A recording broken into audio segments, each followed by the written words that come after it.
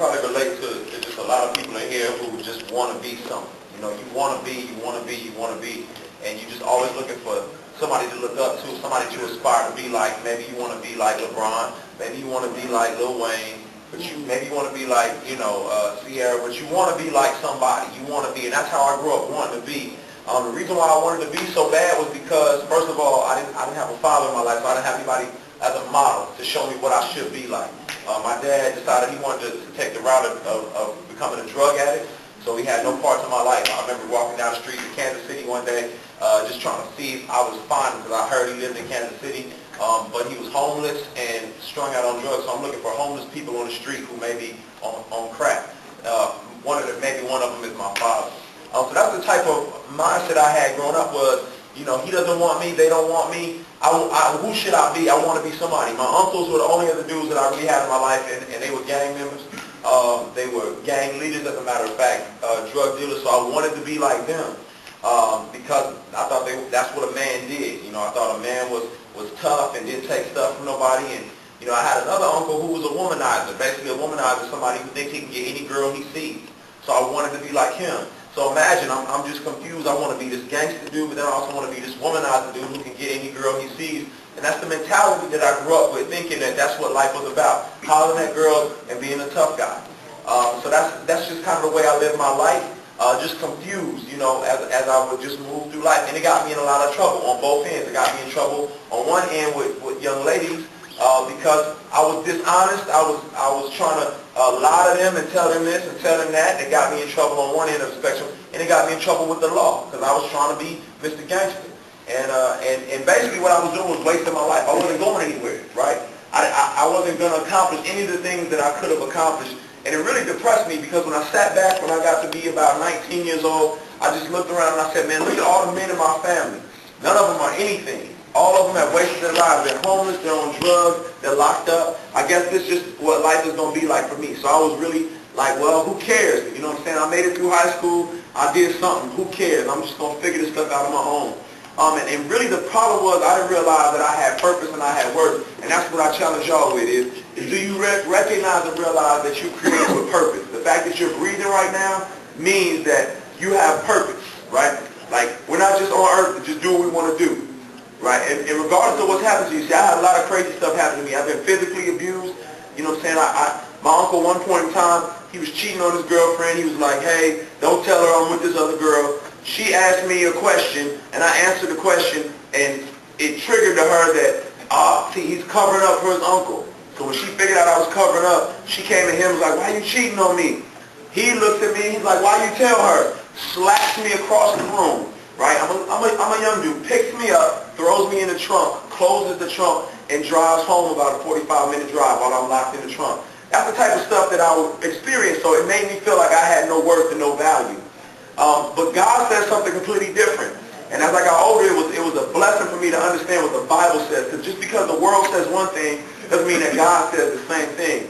And I use this example sometimes. How much money is this? It's just $1, right? It's just $1. So if I take this $1 right here, and I want to buy some candy, I can pretty much buy some candy, right? Mm-hmm. Right. But what if I do this to the $1? What if I just crumble it up like this, right? Now how much is it worth? It's still $1. So even though I crumble it up, I can still buy some candy, right? Mm-hmm. What if I do this? What if I come up? Matter of fact, my man, come up here real quick. What's your name? Austin. Come up here real quick. Do me a favor, man. Can you just step on that for me? Now, that was a weak step, dog. give me like 2 feet. Give me a stomp, man. I'm from A-Town. All right. Check this out. Now check this out. He just stomped him. Wait, I'm not done with you, bro. Hold on, man. He's scared. He's scared. I don't bite, bro. So how much is it worth now? It's still $1? Even though it's been stepped on, it's still $1. All right, man, do me a favor. Raise your hand real quick. Give me some of that underarm sweat.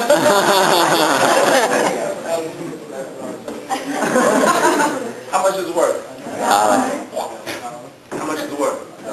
It's been stepped on, sweated on, spit on, and it's still what? It still has the same value. You sit down, man.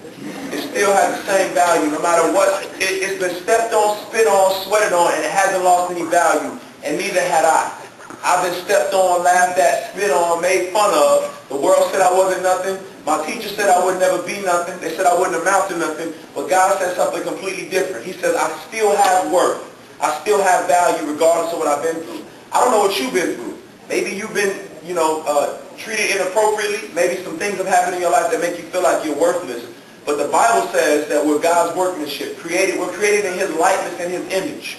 He created you for a reason. Now, if you decide you want to live your life for your own purposes, then you're not living your life for the reason you were created. If I decide I want to take this dollar and use it as wallpaper, is that what it was made for? No. What am I doing with this dollar if I use it as wallpaper? Wasting. I'm wasting it. And you are wasting your life if you don't use it for the purpose it was created for. You were created to live and know God. To live for and know God. And if you spend time knowing how to be the greatest Xbox player, knowing how to be the best athlete, knowing how to be the cutest girl in school, knowing how to be the best musician, but you don't spend any time understanding and getting to know God and getting to know who Jesus Christ is and why He paid a price for you, then you're wasting your life. And so I just want to encourage y'all, you got purpose and you got value. I don't care what people say about you or what people think about you, or if you ain't got no tight clothes, or if you ain't got a lot of money, or whatever. You have purpose and you have value, but if you use it if you live your life for any other reason than for God, you're wasting it. So I want to encourage y'all. My teachers told me I should be in special ed when I was in school, right? They said you should be in special ed. You're not that smart of a cat. You need to be in a remedial situation. I ended up graduating high school and getting a full scholarship to a university. And that's just to encourage y'all that, you don't, just because somebody says something about you or looks down on you doesn't mean that that's the case, right? I've traveled the whole world. I've been to places like China, Africa, Australia, all around the United States. I have a beautiful wife, 2 little kids who are off the chain. I love them. And I never had a dad. So I get to do things that I never thought I would do. I get to be the person that people said I could never be. So I want to encourage y'all, coming from where I came from and experiencing what I've experienced, God is faithful. But it's only because of me saying, hey, God, my life is in your hands. You steer it. Instead of me trying to steer my own life, getting high, getting drunk, messing around, getting in trouble with the law, so on and so forth. So I just want to encourage y'all, man. Like, I understand what it looks like and just that life seems difficult and you just want to do what you want to do. But don't waste it. You get one life. You get one life. And it's going to pass. And only what you do for Christ will last. So if you don't know Him, you need to know Him. Stick around. Check out the concert, You come up after the concert's over and be like, man, y'all whack, man. I don't even like y'all song, which y'all said was cool. I'll take that. I won't even be mad at you. But you might like it. Tedashii can really rap. I'm all right. Tedashii can really rap. So you might like it. But that's my encouragement to y'all. I don't know if you want to say anything, Eddie, but, but that's my encouragement, man. I hope to see y'all after the show. We can dap it up. We can chop it up. We can talk a little bit. You know what I'm saying? And if you actually like it, like the music, I'll sign an autograph for you. You know what I'm saying? I ain't nobody. You can't sell it on eBay. You ain't going to make no money. But, you know what I'm saying? So, much luck. Can I pray for y'all before we get up out of here? Let's pray.